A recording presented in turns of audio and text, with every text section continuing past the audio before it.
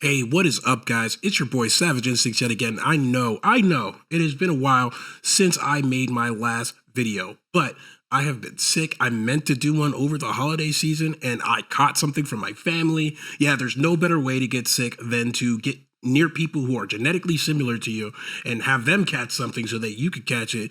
Your immune systems are too similar. Anyway, that's beside the point. I have a really interesting video for you guys today.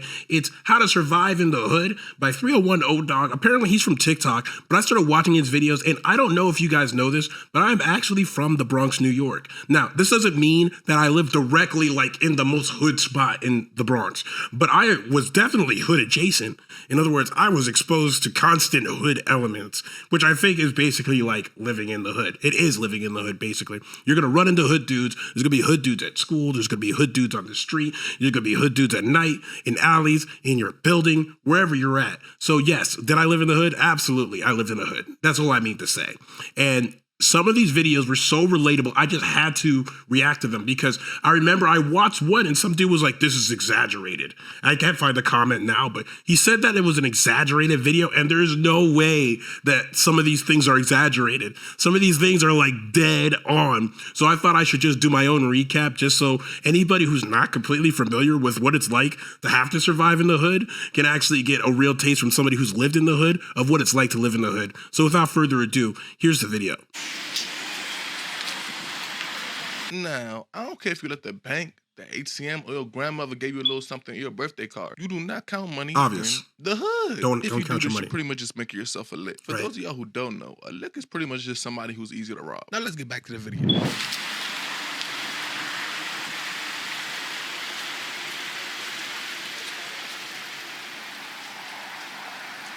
Now, it takes niggas approximately 2.23 seconds to spot a lick. So the moment you started counting money in the open, it was over. Right. I ain't gonna lie, bro. I need all that, so run that. See, now you're about to get robbed blind. I know your first thought is to probably fight back, but unless you want to fight for your life, I suggest you just give it up. Oh, and yeah, they probably gonna take your phone too. For sure they're going to take your phone. They're going to take everything. I ain't gonna lie, bro. Probably your shoes, everything. My phone. Now, here's what I want to add about this particular part of the video here. Yes, never count your money in the open. It should really go without saying. Don't let anyone know that you got anything. You got nice new sneakers or whatever. Maybe you don't wear them at when you're going to a certain neighborhood. You know, you got a gold chain, tuck that shit in, right? Stuff like that. It's obvious. But on top of that, you can count money, but you have to count it at the register. Why? Because it's very obvious, basically. You don't want anybody to know that you don't know, right? Basically, when people rob you, it's because they think that you don't have any sauce whatsoever. You got no hood knowledge. So when you're confronted with that hood energy, you're going to get robbed. You're going to fold.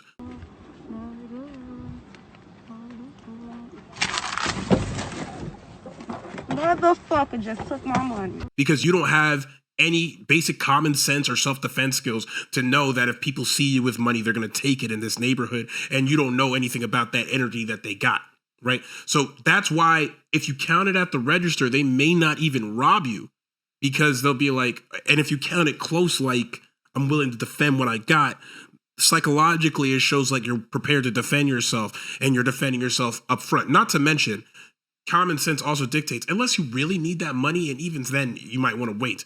You don't go into that store with them ratchet people outside, like with them people. And that's the thing. You should be able to feel, and this is like a hood. You should have a hood like power level, right? You should be able to sense. You should have your little scouter on when you see those three dudes that they're about that life. And you should be like, today or at this time is not the time to get that money. I understand you might have a bill to pay. I understand you have things that you might need to do with that money, but it might be something that's worth doing in the morning. There's so many times in my life when I was in the hood, when I wanted to buy something or do something that I wouldn't do unless the situation and the circumstances were right. let's say I wanted to buy, I think I bought an Xbox 360 or something like that. I'm not going by myself to buy that Xbox 360. I'm not going to take that Xbox and I'm not going to put it on the train and ride with it. Someone's going to rob me on the way. When you buy something like that, you have your parents drop you out there, or someone with a car drop you off there to pick it up and drive you back. That's just common sense. You don't go and pick up money and count it out in the open. You don't let anybody know you have anything of value. So yeah, I mean, 100% true, and anybody with common sense would know that one was true. Listen, I have gone through this exact thing. This one is so on point. I'll tell you right now, this is not an exaggeration. Now, if somebody calls out to you from a distance, whatever you do, do not turn around. Especially if they don't say your name or you don't recognize their voice. Don't do it. Because I guarantee you, the moment you turn around, you will be made the lick. So all you gotta do is act like you ain't here, cuz, and keep walking. Because what do you have to talk to a stranger about? Okay, quick story time. I feel like this definitely adds to what this man's saying right now. One time when I was in high school, I went to school in the Bronx and it was late. And right down the street from where I used to live, there was this place called Edenwald Projects. And all sorts of bad actors lived over in that area. So we were pretty close from that. And basically, I used to eat all the cookies out of our little Danish cookie bin. And my grandmother was like, you got to refill the cookies since you ate them all. And I'm like, fair enough. Gave me some cash, went down the street to the little corner store. Right? It was still open, but it was winter, so it gets dark early. And as I'm walking, okay, as I'm walking around the corner, some dude says, hey, man, do you know what time it is? Now, I don't know if y'all know this. I'm going to let y'all in on a little bit of knowledge. If someone asks you what time it is in the middle of the night and you feel a bad feeling about that person, for sure, they are trying to see what kind of phone you got. They're trying to see you flip out the phone or see if you have a nice watch or something like that so they could see what they want to steal off of you. I go into the store, buy the cookies, and the guy's still standing there when I get outside of the store. And then he says, hey, man, you got $1 I could borrow? And I'm like, nah, I don't. By now I know he was, I had a little bit of knowledge. And mind you, I wasn't really aware at that point in time. I wasn't really seasoned in the hood, so to speak. But I kept it pushing. So I went around the corner. I'm walking down the street and, I think that everything's done. And then I hear, hey, yo. Now, I'm going to tell you the stupid thing I did. We had a lot of distance. I would say we had like almost a football field of distance between us by the time he said that. I stopped. Do not stop. I cannot say this enough. Do not stop when someone says, hey, yo, and tells you to stop. Because if you stop, first of all, he came running down the street and I'm like, And I'm like, I think I might have done the wrong thing. And he came up like, hey, yo, what's in the bag? It was at this moment that he knew. He fucked up. Okay, so I messed up. All right, I messed up. I know. This is 16-year-old me. I'm not as aware. I'm not as seasoned as I am now. And then he has his friends who catch up to me, and then they try to surround me. I'm keeping them from surrounding me. And they got this little kid with me, and they're all pressing me and all this stuff. And the little kid's like, it's like this kid's in elementary school, okay? I don't know. They're teaching him. He's going to thug school. I don't get it. But basically, they have this little guy with them who's not the elementary school kid. And he goes, hey, yo, man, what's in the bag, man? And I go, cookies? Because that's what's in the bag. And he's like, hey, yo, where you live? I don't know why this little dude was their leader. He was half the size of all of them. He says, hey, yo, man, where you live? And I was like, I live right there. And I chose the house closest to me. And the little kid, by the way, this little kid, I wanted to punt him. He was like, yeah, man, what's in the, I want them cookies, boy. I want them. And I was like, I'm going to kick this little boy. He was like in elementary school. I was just like, I live right there. And he's like, all right, man, you could go stay up. And they let me go. And I ran home. I wasn't that far from home. I was close. I almost had made it home. And when I went home, my dad, who's ex-Marines, he went out. He was like, nah, man, we're going to find those guys. I'm like, no, Dad, let's just stay home. I was a little punk. But yeah.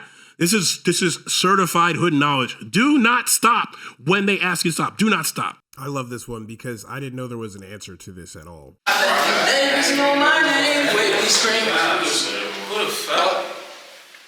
Now, if you see a bunch of niggas chilling in the stairwell, don't trip, because 9 times out of 10, they mean no harm. They're usually in the stairwell just chilling or smoking. One of them might have a gun, but that's nothing you gotta worry about. As long as you don't act weird or look that funny, you're gonna be chilling. Just say what's up to them, and when you're going up the stairs, say excuse me, and they probably just gonna assume you're going up to get some pussy. What's up, fellas? Excuse me. Pardon me. Nice shoes, by the way. The name is no money. I respect his answer, and he may be right, but I'll tell you what, that is not the way I went about doing it when I was living in the hood. Okay, whenever I had to get into some place where there was a whole bunch of people, let's say blocking the stairwell where you need to go up, I might take the elevator, or I might find another stairwell, or like what I used to hate is people blocking the entrance, like the stoop, or come on, hood people, people when you're trying to leave a building and they're waiting for you to open the door, and you're like, I don't even know what kind of person this is. Whenever there were like people blocking things, I tended to avoid it as much as possible. And only if I really needed to, I would try to get past them. And I'll be honest, I guess nothing would happen.